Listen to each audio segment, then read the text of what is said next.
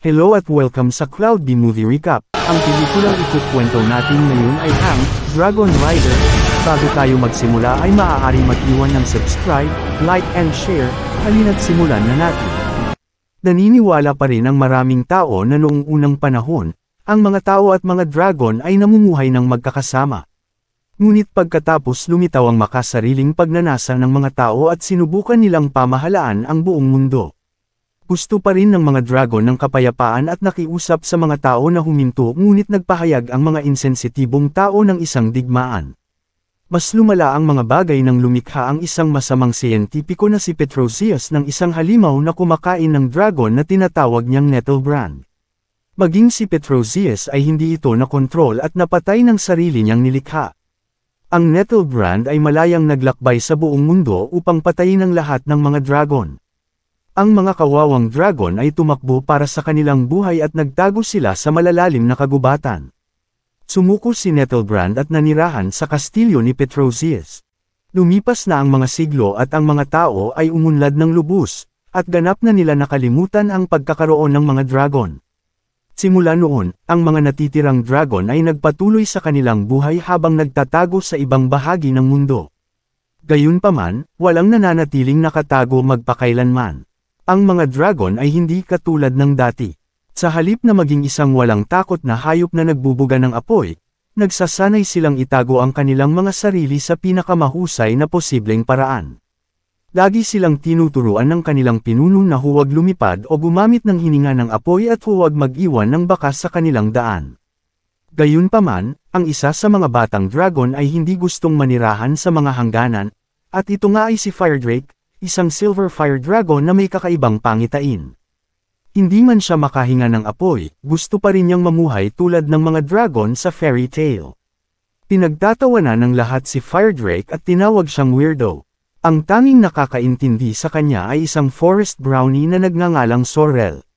Pagkatapos mag-hangout kasama si Sorrel, pinuntahan ni Firedrake ang pinakamatandang dragon sa kanilang tribo na si Slatebeard. Siya ang nagsasabi kay Firedrake ng lahat ng mga fairy tale at nagbanggit din siya ng isang lugar na tila langit para sa mga dragon. Ito ay tinatawag na Rim of Heaven na nasa isang lugar sa hanay ng bundok. Doon kung saan nabibilang ang mga dragon at maaaring mabuhay ng malaya at walang takot. Talagang nasasabik si Firedrake matapos marinig ang tungkol sa lugar na ito at nais niyang makita ito minsan sa kanyang buhay. Nang maglaon sa araw na iyon, napansin ng mga dragon na ang mga tao ay papunta sa kanilang kagubatan. Dapat silang mag-empake ng mga bagay at maghanap ng bagong lugar na mapagtataguan. Ang ilang mga dragon ay nagmumungkahi na dapat nilang harapin ang mga tao, ngunit karamihan sa iba ay hindi nang ahas na gawin iyon. Tahimik na pinagmamasdan ni Firedrake ang sitwasyon. Naniniwala siya na ang lahat ng dragon ay dapat lumipat sa Rim of Heaven, ngunit ang ibang mga dragon ay hindi naniniwala na may ganoong lugar. Gayunpaman, pinagkakatiwalaan ni Sorrel si Firedrake. Magkasama nilang planong tumakas palabas ng kagubatan at hanapin ang Rim of Heaven. Pagkatapos ay gagabayan nila ang ibang mga dragon sa lugar na iyon. Sa kalagitnaan ng gabi, lumabas sina Sorrel at Firedrake sa kanilang mga tahanan at nagkita sa isang bangin. Hindi pa nakakalipad si Firedrake noon pero hindi siya natatakot at pinasakay niya si Sorrel. Pagkalipas ng ilang minuto, naging maayos ang kanilang biyahe at pinaplano ng duo ang kanilang susunod na hakbang, subalit hindi nila alam ang eksaktong daan patungo sa Rim of Heaven. Narinig ni Sorrel na ang mga tao ay may isang mahiwagang bagay na tinatawag na internet na maaaring magamit upang maghanap ng anumang impormasyon. Para makakuha ng internet access, nagpunta si Sorrel at Firedrake sa tumpok ng tao. Doon nakatira ang isang ulilang batang lalaki na walang tirahan na nagngangalang Ben. Nagnakaw siya ng kwinta sa isang tindahan at tumakas. Inagaw ni Ben ang costume ng isang tao mula sa pagdiriwang ng premiere ng pelikula para makatakas sa humahabol sa kanya at makihalubilo sa karamihan. Matapos makalayo sa may-ari ng tindahan, bumalik si Ben sa abandonadong gusali na kanyang tinutuluyan sa ngayon. Doon niya nakilala si Firedrake at nagulat siya dito, napagkamalan ni Firedrake si Ben bilang isang mahalagang tao dahil sa kanyang costume mula sa isang pelikula tungkol sa mga dragon. Kaya si Ben ay nagpanggap at tinawag ang kanyang sarili na isang Dragon Rider. Nakarating din doon si Sorrel ngunit hindi niya mapagkakatiwalaan ang mga tao, dahil lahat sila ay sinungaling at manloloko. Ang pulis ay nasa pintuan ni Ben kaya tinanggap niya ang alok ni Firedrake na tulong sa paghahanap ng Rim of Heaven at lumipad palayo kasama si Firedrake. Matapos makalayo ng kaunti sa lungsod, hiniling ni Ben kay Firedrake na ibaba siya para makauwi na siya. Dumating ang tatlong dwarf doon at ang isa ay umalis upang magsumbong kay Nettlebtan. Binanggit na ang Rim of Heaven ay puno ng mahalagang pilak at ginto. Nang marinig ito ni Ben, ang sakim na si Ben ay napagpas siya na sumama sa paglalakbay. Ilang taon na ang nakalipas mula nang kumain si Nettlebrand ng dragon kaya nasa sabik siyang makakuha at makakain nito. Nagmamadali siyang mahuli ang dragon ngunit mabilis na lumipad si Firedrake kasama sina Ben at Sorrel. Ngunit ipinadala ni Nettlebrand ang kanyang homunculus na alipin na si Twigleg upang sundan ang dragon. Nakatagpo si Firedrake ng isang bagyo habang lumilipad at lahat sila ay bumagsak sa isang desyerto. Naunang nagising sina Ben at Sorrel at nakita si Firedrake na walang malay sa isang sirang monumento. Isang kakaibang hayop ang umatake sa kanila ngunit hindi ito kayang labanan ni Firedrake dahil wala siyang apoy na hininga. Sa kabutihang palad, iniligtas sila ni Professor Barnabas. Gumagamit siya ng salamin para mapahinto ang halimaw sa loob ng ilang araw. Tinutuyan ni Ben si Firedrake sa pagiging isang walang kwentang Silver Dragon dahil hindi man lang siya makabuga ng apoy. Nasaktan si Firedrake sa pahayag at lumayo. Napagtanto ni Ben na napasobra ang kanyang sinabi kaya sinubukan niyang humingi ng tawad kay Firedrake. Sinabi niya sa kanya na hindi lahat ng tao ay masama at ang ilan ay maaaring makatulong din. Tinanong ni Firedrake kung si Ben ay nananatili sa tabi niya hanggang sa paglalakbay at ang bata ay sumang-ayon.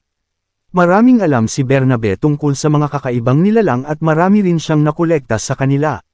Siya ay nagpapatakbo ng ilan sa reserba para sa kanila, kasama ang kanyang asawa at anak na babae. Hindi alam ni Bernabe ang lokasyon ng Rim of Heaven ngunit may kilala siyang dalawang tao na maaaring tumulong. Ang una ay isang genie na nagngangalang Jean at ang isa ay isang babaeng Indian na nagngangalang Sub-Isha Gulab. Ibinigay ni Barnabas ang dalawang address kay Ben ngunit iminumungkahi na ipagpatuloy nila ang paglalakbay sa susunod na umaga.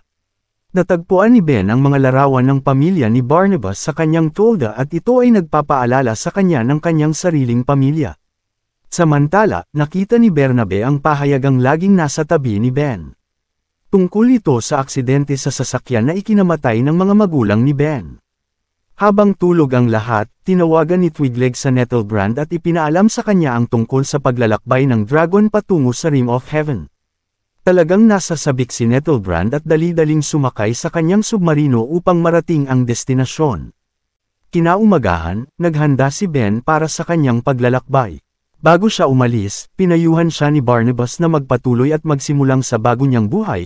Inaalok din niya itong tumira sa pamilya ng propesor kung gusto niya. Pinasalamatan siya ni Ben sa kabaitan at nagpatuloy sa paglalakbay papunta sa kanilang destinasyon. Ang paglalakbay ay hindi madali at nakatagpo sila ng ilang mga paghihirap at nakamamatay na mga halimaw. Matapos maglibot sa buong mundo ay nakarating na rin sila sa kung saan dapat naruroon si Jean. Biglang dinukot ng kakaibang higanting ibon si Sorrel at sinugod siya ni Firedrake. Patuloy na hinihikayat ni Ben ang dragon na huminga at ibuga upang ilabas ang kanyang apoy. Sinubukan ni Firedrake ang kanyang makakaya at nakapagbuga siya ng asul na apoy na dahilan ng pagtakas ng ibon at nailigtas nila si Sorrel.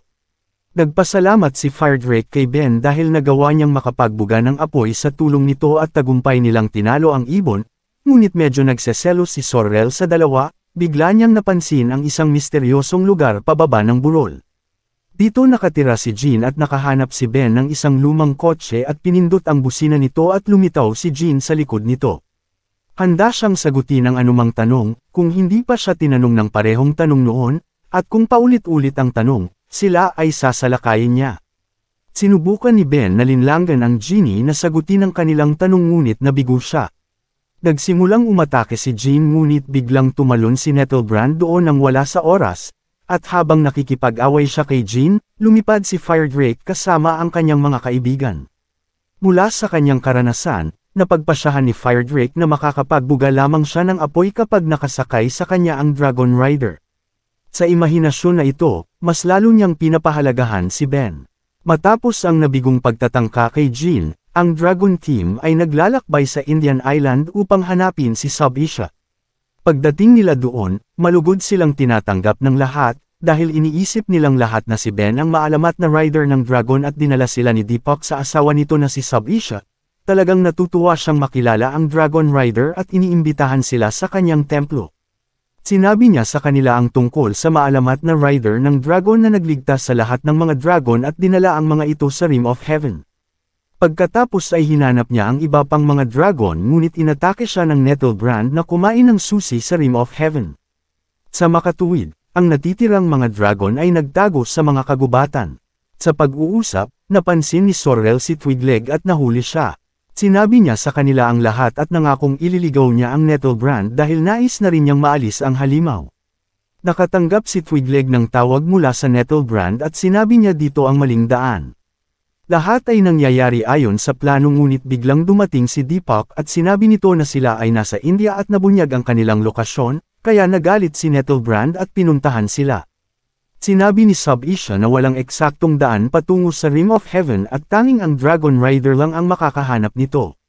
Nagorasyon siya ng ilang salita sa paligid ni Ben, at nagsalita si Ben at nagpahiwatig patungo sa isang matulis na bundok. Pinahiram sa kanya ni Sub-Isha ang Dragon Rider coat at pinayuhan siyang magtiwala sa kanyang sarili.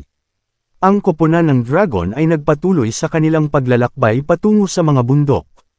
Ngunit kailangan nilang magmadali dahil ang lambak ng Dragon ay sinisira ng mga tao. Sa kanilang paglalakbay, hindi sinasadyang sinasabi ni Ben ang daan at patuloy siyang sinusundan ni Firedrake at hinahabol din sila ng Nettlebrand at inaatake sila.